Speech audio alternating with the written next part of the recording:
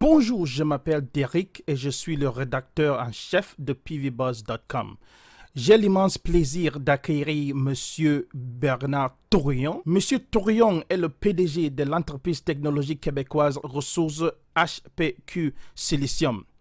Aujourd'hui, nous parlerons du dernier communiqué de presse de l'entreprise intitulé Le réacteur de silicium nanogène 1 de HPQ dépasse de 67% l'objectif production de la phase 1. Monsieur Torion, bienvenue. Bonjour Derek et merci de m'avoir invité. Je suis très heureux qu'on soit capable de commencer cette nouvelle série d'entrevues qu'on va faire après les communiqués de presse en français pour permettre à nos investisseurs francophones d'avoir l'opportunité de m'entendre, de savoir que je parle aussi français. Et pour que je puisse prononcer le mot silicium, parce que là, je sais que j'aurai personne qui va manger ça avec du silicone. Fait que ça va être assez bien. Fait que vraiment, c'est mon plaisir d'être ici pour faire ça. Donnez-nous notre chance de nous améliorer, mais je pense que nos versions francophones vont devenir aussi intéressantes que nos versions anglophones. Chanté. Quelle est l'importance du réacteur de nanosilicium PUVAM pour le GNE? Son importance est assez grande. Le silicium est reconnu comme un matériel très prometteur pour les batteries parce qu'il est capable d'emmagasiner plus d'énergie. Okay. Les plus gros problèmes avec le silicium, c'est le silicium métallurgique, c'est pas exactement bon, ça ne vient pas d'une forme qui est utilisable. La science semble démontrer que tu as besoin d'un silicium d'une certaine grosseur assez petite, on parle d'en dessous de 150 nanomètres. C'est pour régler certains problèmes inhérents avec le silicium dans les batteries. Alors, le problème n'est pas de faire ça. Technologiquement, il y a des technologies qui existent. Le problème est que les fabricants de batteries, ceux qui vont être les grands utilisateurs de ces matériaux-là dans le secteur des batteries, cherchent un produit qui va se vendre à un coût comparable au coût qu'est le matériel que le silicium va remplacer, soit le graphite. Oh. Alors, et dans tout système de production, la clé du coût de la production, c'est la vitesse de production. Alors, pourquoi c'est si important quand on dépasse? C'est quand on a fait nos modèles de ce qu'on prévoyait faire, parce que ça fait depuis le début qu'on dit qu'on veut produire moins cher ou un coût équivalent que le graphite. Fait qu'on avait fait nos premières bases d'études, nos premières bases de dessin et nos modèles pour le système. Oui. Et être capable de dépasser par 67%, ça veut dire que on va probablement être encore plus efficace qu'on pensait au début, alors qu'on va grossir le système. Donc, l'importance du nanoréacteur 1, c'est que c'est un véhicule qui nous permet de faire une série de tests et de faire ce qu'on appelle des checkmarks. En disant, on a atteint cet objectif-là, ça fonctionne. Et comme on a écrit dans le communiqué de presse, le premier de ces marques-là était, est-ce qu'on est capable de faire du matériel en dessous de 150 nanomètres? Et en réalité, nos modèles informatiques nous disaient qu'on devait faire à peu près aux alentours en dessous de 200 nanomètres. Fait que si on l'a battu, on a fait en dessous de 100 nanomètres. On atteint cet objectif-là. Le deuxième objectif qu'on doit atteindre, c'est la capacité de production. Dans le fond, ce qu'on cherche à savoir, c'est est-ce que la machine peut produire la capacité de production qu'on s'était donnée. Et encore une fois, on est agréablement surpris par le fait que la machine, au lieu de nous donner le rythme qu'on avait dit qu'on ferait, soit dans ce cas-ci, sur une base mensuelle, ça s'équivaut à 30 kg par mois, ben là, on passe à 50 kg par mois. L'importance, ce n'est pas la quantité comme telle de silicium qu'on produit qui est si importante. Ça, c'est le rythme, la capacité et c'est les confirmations du modèle. Fait que, si on regarde d'une façon méthodique, on a atteint ces deux objectifs-là qui sont très importants. Oui. Aussi, au travers de ce processus-là, on a appris beaucoup de choses sur notre procédé. On a pris une décision stratégique quand on est parti de procédé. De ce qu'on allait faire, c'est qu'on allait convertir la machine, la première machine qu'on appelle le réacteur de réduction de quartz Gen 2, Oui. dans un réacteur nano silicium Gen 1. Ce Ah, qu'on a découvert, c'est que la conversion 1 pour 1, ça attire d'autres problèmes. C'est-à-dire, comme la machine n'était pas dessinée spécifiquement à faire ça du début, on a hérité de certains problèmes qu'on ne s'attendait pas. Mais ça, c'est normal dans la recherche et le développement. Je sais qu'en anglais, Research and Destroy veut dire recherche et développement, mais en français, c'est plus réunion et débat. Mais en tout cas, cette traduction ne fonctionne pas, mais ça, c'est pas grave. L'important est que c'est normal quand on fait de la recherche et développement oui, qu'on découvre ce qu'on appelle des unknown unknown. Dans le fond, ce qu'on ne s'attendait pas de rencontrer au début parce qu'on ne l'avait pas prévu. oui, L'avantage de travailler avec Pyrogenesis, c'est qu'ils ont une longue expérience dans l'art de faire face à ces situations-là et de les régler. Parce que ce n'est pas inattendu. Il n'y a absolument de rien de ce qui nous arrive ou ce qui est passé qui est inattendu. C'est même normal. Fait que la grande ligne, c'est que la machine Gen 1 nous est extrêmement utile euh, pour faire ce qu'on veut faire, ce qui veut dire oui, apprendre pour construire des systèmes plus gros, plus performants qui vont être capables de produire plus de nanopoudres. oui. Et dans une deuxième étape, ça nous permet d'avancer et de comprendre des choses qu'il ne faudra pas reconstruire dans la nouvelle machine qu'on va faire, la Gen 2, qui, elle, va être une preuve de ce qu'on appelle de commercialisation du système qui peut être mise à niveau. Parce que j'aime pas vraiment la traduction de scaling up, mais ça a l'air que c'est mise à niveau en français. Vous avez mentionné le fait qu'à Gen 2, euh, on passe de 300 kilogrammes par mois à 500 kilogrammes par mois. Ah, pouvez-vous nous en dire davantage sur ce sujet? Oui, oui, oui, oui. Ben, comment je peux dire? C'est pas l'importance du chiffre absolu qui est si grave que ça. Ce que c'est que plus on est capable d'en faire à ces étapes-ci, plus quand on va faire du scaling up de notre technologie, plus le rythme de production va être plus grand. C'est juste une question qu'on développe un système, on le fait grossir. Fait que dans le fond, comme vous voyez, le Gen 1, c'était par une règle de 10. Fait que le Gen 1, c'était 30 kg, 300 kg. Oui, 50, là, maintenant, le Gen 1 est 50 kg, le Gen 2 va être 500 kg, facteur de 10. Ouais, ça commence à être important, c'est quand les prochaines machines, mais là, si on passe de 500 fois 10, c'est 5000 kg, ce qui est quand oui, même oui, 5 tonnes. d'accord. Ou là, si on parle sur une base annuelle, et l'important, c'est de calculer sur une base annuelle. Et l'autre, c'était 300 kg okay, par mois, ça voulait dire 3,5 tonnes par année. Alors que l'autre machine, ça va être 6 tonnes. Comme j'avais déjà expliqué ou je n'ai jamais expliqué en français, de ce que je suis capable de comprendre, la capacité mondiale de production de nanopoudre de silicium Oui, est peut-être aux alentours de 10 tonnes. Ce n'est pas vraiment énorme. Aussi, toute la littérature, toute la documentation, tout ce qui ressort semble nous porter à croire, et ce n'est pas moi qui le dis, c'est quand même des experts, que la demande pourrait atteindre, la demande pourrait atteindre 200 000 tonnes métriques d'ici 2030, qui est quand même juste à côté. Là.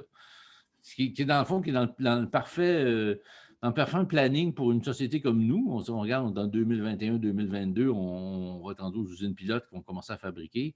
La commercialisation va monter. Si je me permets de partager rapidement l'écran. d'accord. Ça marche, là? Share? Non. Oui, je pense que ça marche. Oui, Là, ça fonctionne. Fait que je vais me permettre d'aller rapidement. Je ne montrerai pas toutes les photos, mais celle qui m'intéresse, c'est présentement, parce qu'on parle de silicium, c'est bien beau ce qu'on parle, mais c'est quoi le marché qu'on va faire? Je n'ai pas besoin de rentrer trop tôt dans les détails au fait que les demandes pour les batteries vont aller en explosion. Je pense que si quelqu'un vient écouter cette entrevue-là, c'est qu'il y a une certaine croyance derrière ça. Il faut comprendre que présentement, bon, dans les batteries, les anodes de batterie sont 95 fait plus que 95 fait de graphite et moins de 5 c'est du silicium. Fait que c'est pas vraiment gros. Le point qui est intéressant, c'est que toute la littérature, toute la croyance est que par 2030, ça va passer, la quantité de graphite va diminuer à 70 et le silicone va augmenter à 30 d'accord. Et ça peut représenter une demande facilement aux alentours de 200 000 tonnes métriques. Fait qu'il va en avoir une énorme demande pour ce produit-là. Et la clé pour que cela arrive et se réalise, c'est qu'il faut qu'il y ait quelqu'un qui trouve une façon de produire les nanopoudres de silicium au même prix équivalent que le graphite. Parce que c'est ça que les fabricants de batteries cherchent.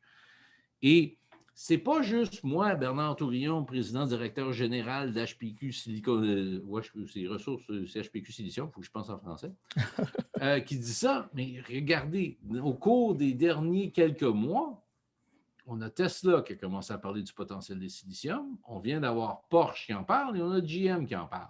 Et Porsche en parle durant la journée, le First Power Day, l'équivalent Battery Days de Volkswagen. Fait que si Porsche en parle, Volkswagen le pense. Ça fait partie des mêmes affaires. Fait que tu as les plus gros joueurs du secteur automobile qui disent il faut que ça aille par là. Pourquoi? Parce que tu as besoin du silicium dans une batterie. Oui. Que ça soit 30 100 et l'objectif long terme pourrait aller jusqu'à 100 mais si on passe de 5 à 10, tu doubles déjà la demande dans ce matériel-là. Si tu vas à 30, ça va être gigantesque et le marché des batteries va être énorme. Beaucoup de compagnies parlent de silicium dans leur batterie, dans leur anode, mais peu de gens répondent à la question comment ils vont faire ce silicium-là. Et ce n'est pas aussi facile. Tu ne peux pas prendre ce silicium-là, c'est bien beau, là, mais c'est une matière première comme les autres qui a besoin d'être transformée de façon primaire et après ça, elle a besoin d'être super transformée pour être capable d'utiliser dans le monde des batteries. Oui. Fait que c'est une chose de parler à une échelle laboratoire, échantillon, micro-bougie que tu vas le faire. Oui. L'amener une étape commerciale demande que tu aies une capacité de produire un matériel qui va être uniforme à bas prix. Et c'est sur ça que nous sommes en train de développer. Et c'est ça que les résultats nous démontrent. Dans le sens que les hypothèses qu'on a prises fonctionnent, se tiennent debout et vont devant. Naturellement, le prochain point qu'on a à se poser, c'est où on est rendu dans le développement, puis on avance là-dedans. Vous avez dit, et je cite, une fois que les modifications finales des équipements seront complétées, les essais passeront à la production d'échantillons qualifiés qui seront testés par une tierce partie, soit à l'Institut national de recherche scientifique à Montréal, je pense. Ensuite, la distribution pourra être entamée auprès des fabricants de batteries et des constructeurs automobiles. Vous pouvez un peu nous dire davantage sur ce petit paragraphe? Oui, avec plaisir. Regardez, quand on fait un problème de recherche et développement, tu as une série d'étapes que tu dois rencontrer. On a rencontré les deux premières. Là, on est rendu à faire ce qu'on appelle des échantillons qualifiés. Ce que c'est, ça va être des échantillons que pour nous, on sent à l'aise de les envoyer et aller de l'avant. Il n'y a absolument rien d'anormal au fait que ça nous ait pris un peu plus longtemps qu'on ait prévu parce que quand on commence ces projets-là, tu pars sur des projections de timeline basées sur tes modèles. Oui. Et quand la réalité arrive, tu dois faire face à des situations qui étaient inattendues. C'est un petit peu ce qui nous est arrivé, mais dans un certain sens, moi, de la façon que je les vois, c'est que ce sont des grands positifs. Une des choses qu'on a réalisées, mais qu'on ne rentre pas trop dans les détails, c'est qu'on comprend un des facteurs de problème que les gens vont toujours avoir avec l'utilisation de silicium métallurgique. Parce que le nirvana que les gens de batterie veulent faire, c'est que si tu peux prendre du silicium métallurgique, qui est un matériel qui se vend fondamentalement pas tellement cher, 3 $, 3,5 $ du kilogramme, tu es capable de t'en servir dans une batterie, ben, tu as un matériel qui est moins cher que le graphite du début, parce que le graphite est entre 10 à 20 $ du kilogramme. Wow, tu as un matériel qui est meilleur, qui coûte moins cher, c'est le nirvana. Le problème est dans l'exécution. Le problème, ce n'est pas l'idée, c'est l'exécution. Oui. Et l'exécution, dans ce cas-ci, c'est que il y a énormément de limites dans le silicium métallurgique qui font que ça ne fonctionne pas vraiment bien, à moins que tu le concasses dans des systèmes pour en faire des poudres, des nanopoudres. Et comme nous, on a déjà fait l'expérience de ça dans nos tests avec l'INRS, oui, ça fonctionne au niveau laboratoire, mais ça ne marchera jamais au niveau commercial. Pourquoi? Pour deux raisons. Un, tu as besoin d'écrabouiller ou d'écraser littéralement le matériel pendant à peu près 24 heures, pour économique pour 200. Et la distribution des tailles des produits, le produit n'est pas uniforme. Ce qu'il faut comprendre, dans une batterie, tu fais comme une couche d'encre dessus sur ton élément d'anode, Oui. mais il faut que tu aies un matériel qui soit très uniforme. Sinon, ça fait des bosses. C'est comme avoir quelque chose de plat ou plein de. C'est comme une route de Québec ou une route de n'importe où. Chez nous, on a des nids de poules partout. On sait conduire dans les nids de poules. Tu vas en Ontario, normalement, c'est un peu plus smooth. Fait que c'est ça la différence. Moi, on a nos problèmes ici. C'est ça l'image qu'il faut comprendre. Fait que oui, tu peux le faire, mais de façon physique, ça ne sera jamais économique. Et c'est une des. Quand nous avons eu cette réalisation-là, Pierrot et nous, on s'est mis à dire il faut qu'on pense à comment le faire. On a pensé à l'atomisation plasma. Il y avait certaines limites qu'on n'a pas vues. Et là, on est venu inventer la technologie qu'on appelle maintenant le nanoréacteur de HPQ. Il y a des technologies qui fonctionnent très, très bien, qui sont connues. Ça s'appelle le Chemical Vapor CVD, Chemical Vapor Deposition. Ce que c'est que tu prends du gaz cylindre, en le traitant d'une certaine façon, ça fait des nanopoudres, ça fonctionne très, très bien. Mais le gaz cylindre, c'est une affaire explosive les plus énormes. Puis je pense juste en me permettant de vous montrer cette image-là, donc je pense que vous comprenez. Il existe une compagnie qui s'appelle Groupe 14 qui vont ouvrir une usine de fabrication d'anodes. Oui, j'en entends parler. Bon, ça, c'est le schéma de fabrication qu'eux sont en train de regarder à développer. On parle le procédé conventionnel pour transformer le quartz en silicium. Oui. Après ça, c'est toutes ces belles étapes-là chimiques pour faire ce qu'on appelle du cylindre gaz. Puis ça, présentement, le producteur de silicium, mon compétiteur, c'est une compagnie qui s'appelle REC Silicon, une compagnie norvégienne qui a une usine aux États-Unis. Oui. Leur capacité disponible est peut-être de 18 000 tonnes métriques. Alors, si on parle d'un marché de 200-300 000 tonnes, je ne suis pas vraiment énervé. L'autre problématique, c'est transporter le gaz à l'usine où est-ce qu'ils font les nanoparticules. Oui. Dans les chiffres de REC Silicium, on parle d'un coût aux alentours de 30 millions pour chaque 1000 métriques tonnes de matériaux qu'ils doivent déplacer, soit un pipeline ou ces affaires-là. Ça coûte cher, ça coûte les yeux de la tête. Présentement, on est au début de la course technologique. Il y a des gens qui vont payer pour ça. Souvenez-vous, quand les premières télévisions grandes sont arrivées, les gens étaient prêts à payer 20 000 $ pour des télévisions. Maintenant, tu peux en avoir sur ton mur pour 200 $. C'est comme... Mais moi, je comprends que ça va être le faible coût va être ce qui va dominer le marché. Oui. Moi, je me casse toute la tête. Si les gens veulent faire au début ces procédés-là, c'est très beau, mais ça veut dire qu'ils vont devenir des clients. Parce qu'on voit tout de suite, voici ce que nous, on parle de développer. Notre procédé qui est déjà beaucoup plus efficace que le leur pour faire le silicium, qu'on est capable de faire, nous autres, ce qu'on appelle un silicium batterie. Alors, on n'a pas besoin d'aucune de ces étapes-là de se rendre là. Pour faire silicium batterie, qu'on va dans notre réacteur transformer en nanopoudre qui va servir à faire les anodes. Fait qu'on élimine tout ça pour faire ça. Fait que, je pense que le coût par kilogramme de ça en capitaux, c'est à peu près 6 $. On est à peu près à 6 ici, fait que ça, c'est équivalent. Ça, c'est à peu près 100 $. Ça, c'est à peu près un autre 10. C'est contre un autre 30. Et c'est sur ça qu'on travaille. C'est ça la signification de nos découvertes. Fait que là, on est rendu à l'étape à faire des matériaux qualifiés qu'on va envoyer à l'INRS pour deux raisons. Mais pourtant, pour une aussi des plus grandes raisons, c'est que je sais très, très bien que tous les fabricants de batteries à qui je vais envoyer des matériaux ne vont jamais me donner exactement comment mon matériel a fonctionné. Ils ne me le donneront pas, ça va leur appartenir à eux, ça va être leur propriété intellectuelle. Fait qu'en tant que société qui veut être transparente sur ses résultats, ça devient un petit peu problématique. Alors que nous autres, si on est capable de faire avec l'INRS, eux vont être capables de développer, parce qu'il faut comprendre qu'une batterie, c'est plus une petite usine chimique. Oui. Et les nanopoudres de silicium ne sont qu'un des éléments qui sont utilisés dans cette usine chimique-là. Fait que c'est là où est-ce qu'on en est rendu dans le procédé. Fait que la prochaine étape pour nous, ça va être de commencer à faire des échantillons. On n'a vraiment pas de doute qu'on va être capable de les faire accepter puis d'avoir des résultats. Je pense que quand ça va arriver, ça va être excitant. Mais le marché est tellement grand, tellement énorme.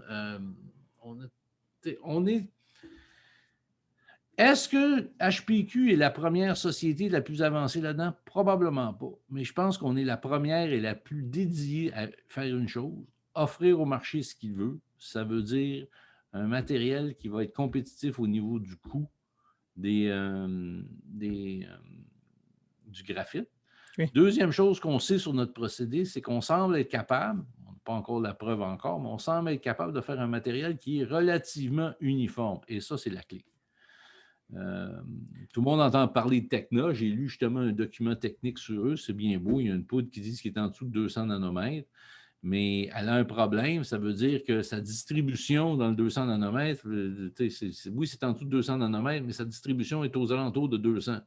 Alors que tu as besoin d'être en dessous de 150. Tu n'élimines pas vraiment les problèmes. Et ça peut jouer. Ta distribution de ta grosseur est un autre facteur. Ce sont tous des choses que nous et notre partenaire Pyro, nous connaissons. Oui. Et que nous avançons. Donc, fondamentalement, HPQ a une longueur d'avance de tout autre compétiteur. Mais j'aimerais savoir, et je pense que tout le monde aussi voudrait savoir le temps. Je sais que vous ne pouvez pas nous dire, vous ne pouvez pas nous donner des dates précises, mais une estimation approximative. Donc, une fois la modification finale de l'équipe terminée, pensez-vous quelle est la longueur de temps pour avoir un produit sur le marché? Bon, il faut faire attention. Au stade où est-ce qu'on est présentement, on ne parle pas de produits dans le marché. On parle de faire des échantillons qualifiés qu'on va envoyer à des acheteurs éventuels pour quand on va continuer de développer le procédé, ils vont les avoir testés, ils vont les faire valider. Mais premièrement, ce qu'on va faire, c'est qu'on va les faire valider par l'INRS. Oui. Et à ce moment-là, ce que ça va nous donner, c'est qu'on va savoir à peu près, grosso modo, qu'est-ce que les fabricants de batteries vont trouver. Parce que, bon, la chimie, chacun peut jouer un petit peu sur un pourcentage chez chimie, ses façons de faire les batteries, les assembler, mais on va connaître le ballpark. Parce que les fabricants de batteries ne nous le donneront jamais. C'est pour ça qu'on travaille avec des laboratoires comme l'INRS pour être capable de développer ça et faire ces tests-là. OK. Fait que, fondamentalement, c'est ça l'objectif pour nous. Moi, je pense que ça va devenir très, très, très excitant pour nous à partir du moment donné qu'on va faire des échantillons qualifiés et que les fabricants de batteries vont se mettre à courir après nous. Il faut réaliser que eux autres, ils ont un problème. Mais ils ont un problème avec tous les matériaux de batterie. Là. Où est-ce que tu le trouves? D'accord? Moi, c'est comme je sors, ça fait quand même plusieurs années que je travaille dans ce secteur-là, dans le secteur du silicium, dans la transformation du quartz en silicium, une technologie verte pour la transformation du silicium. Je comprends que ça va toujours être à la fin le coût. Tu peux avoir un produit de plus haute qualité, mais les gens vont toujours se battre sur le coût. Fait que comme je l'ai vu dans le solaire, comme je comprends que c'est ça qui va se passer, je me dis, ben là, je ne me battrai pas avec des étapes pour essayer de gagner. Comment je peux dire, pour être le premier au marché avec un produit qui va durer pas longtemps. Il y a des technologies que tu peux faire, mais qui ne sera pas longtemps sur le marché. Je vais être le premier sur le marché avec un produit qui est tellement compétitif que moi, je vais être capable de couper les prix de tout le monde. Puis je suis certain d'une chose. La matière première que tous mes compétiteurs vont utiliser, je vais la faire moins chère parce que c'est moi qui ai fait. Fait que mon intégration verticale commence au début jusqu'à la fin. Et de ce que je vois dans l'industrie, dans ces industries-là de matériaux spécialisés comme on fait, c'est avoir la capacité d'être capable de partir de la matière première pour aller chez la matière finie. C'est ça qui fait la différence. Et moi, ce que je vois ici, c'est que la bonne chose, c'est que vous n'avez pas eu d'explosion de type SpaceX qui va nous causer des problèmes, des retards. Ce n'est pas un problème, les explosions de type SpaceX. C'est juste que, comment je peux dire, moi, c'est mon exemple favori quand on parle de recherche et développement. Falcon, les fusées Falcon qui ont décollé. D'accord? Tout ce que Elon Musk a décidé de faire, c'est qu'il en a fait une version plus grosse pour aller jusqu'à la Lune en aller-retour sur le même modèle, pour que ça revienne se reposer. Fondamentalement, c'est la même technologie. Et là, on a vu par les 10, 11 explosions jusqu'à maintenant des modèles précédents que ça prend des explosions. Mais ces explosions-là n'ont pas empêché la NASA de dire on travaille avec toi. Oui. Et c'est ça la recherche et développement. Et c'est ça que les investisseurs qui veulent comprendre le développement technologique doivent réaliser. D'accord? Oui. C'est pas avoir l'idée qui est le secret, c'est avoir une méthodologie d'exécution et de mise en œuvre du plan et un track record de le faire. Bon, HPQ, on n'a pas le track record de faire ça. On est honnête. Genesis, il l'a. Et c'est pour ça qu'on travaille avec Pyrogenesis. Et Pyrogenesis, il croit dans la vision qu'on a présentée tellement Oui. qu'on a fait l'entente avec HPQ Nano. C'est ça l'aspect. On a une confiance, on sait très bien sur où est-ce qu'on avance. On avance de façon normale. C'est un marathon, ce n'est pas un sprint, mais ça va être extrêmement payant. Et pourquoi je dis ça? Il y a 5 ans, quand on a commencé pour devenir PureVap pour le solaire, ça n'avait pas l'air de vouloir, ça n'a pas l'air d'avoir fonctionné exactement, mais là, on se retrouve 5 ans après où est-ce que la demande pour le silicium explose. Nous, on savait il y a 5 ans qu'il y avait un marché pour les batteries, là. Oui. Mais ce n'était pas aussi connu que ça l'est présentement. Et ce n'était pas tous les travaux qu'on a fait depuis les 5 dernières années avec le premier réacteur qu'on ne serait pas rendu où on est rendu présentement. En parlant de Pyrogenesis, je vais vous lire un extrait d'une citation qu'il a donnée dans le communiqué de presse. Il dit, et je cite, ceci est encore plus excitant si l'on considère l'impact, si on considère l'impact que cela pourrait avoir sur la résolution des défis auxquels sont confrontés le monde des batteries pour le véhicule électrique. Donc, je demande, quelle est l'ampleur et quel impact allez-vous Ouais. avoir sur le marché?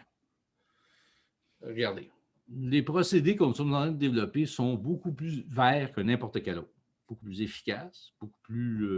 On a besoin d'une tonne et demie moins de matière première à faire une tonne de première matière. Déjà là, ça coupe. On a une plus grande flexibilité là-dessus. Fondamentalement, je pense que les demandes dans les énergies renouvelables, le problème des énergies renouvelables, Derek, comme toi, tu le sais très, très bien, c'est que la production de l'énergie ne se fait pas quand on a besoin. Oui. Les batteries sont vraiment le centre de tout ce qui est énergie renouvelable. Deuxième problème, c'est pour la mobilité, qui est là où est-ce que le gros des émissions gaz à effet de serre se font, c'est dans les véhicules à essence, parce que là, il y a tu tournes la clé, tu as un transfert de ton énergie et tu peux faire une certaine distance. Tu as besoin de batteries qui se chargent rapidement, besoin de silicium, et qui ont une longue durée de vie, besoin de silicium. C'est pour ça que quand on regarde tout ça, notre procédé est plus vert lors de la fabrication des matériaux. Et deuxièmement, l'utilité des produits est plus vert. On tombe parfaitement dans tous les créneaux que les fonds d'investissement verts devraient rentrer dedans et ça va commencer à venir. Et je viens de vous couper là. Vous vouliez ajouter quelque chose? Non, c'est pas ça. Je suis en train de regarder l'heure puis je me dis, oups, Donc, ça fait 2 fois que ma femme m'appelle. pour en terminer l'interview, je voulais juste te demander quel est votre niveau de confiance dans le positionnement de HPQ? Oh, extrême. Extrême. Je me suis jamais senti aussi à l'aise sur notre positionnement. Ah bon? Parce qu'il y a, c'est bête à dire, mais il y a beaucoup de choses qui sont en train de tomber en place. Une d'elles, beaucoup des petits, ce qu'on appelle dirty secrets de l'industrie commencent à ressortir. Oui. Moi, je me souviens en 2018, quand on a eu le financement du gouvernement du Québec, on criait sur tous les toits le fait que, dans le fond, si tu mets un panneau solaire chez toi au Québec, puis tu l'as acheté qui vient de la Chine, tu es encore mieux de t'acheter un générateur diesel, tu vas plus vert. Mais ça ne rentrait pas dans le psychique des gens. Dans le fond, si la pollution se faisait ailleurs que chez toi, ça ne comptait pas. Ça commence à rentrer dans le psychique de tout le monde. Fait que la pollution totale, l'aspect total de pollution commence à jouer très, très fort dedans. Oui. Nous, on a développé un procédé qui est beaucoup plus efficace, qui n'utilise que l'énergie pour atteindre ces choses-là. On ne sert que de l'énergie. Et si on est au Québec, on utilise une énergie propre. Par défaut, ça va être que de l'énergie. Dans le fond, on a 2 technologies à base de plasma pour le faire, comparé à plein d'autres technologies qui utilisent plein de produits chimiques.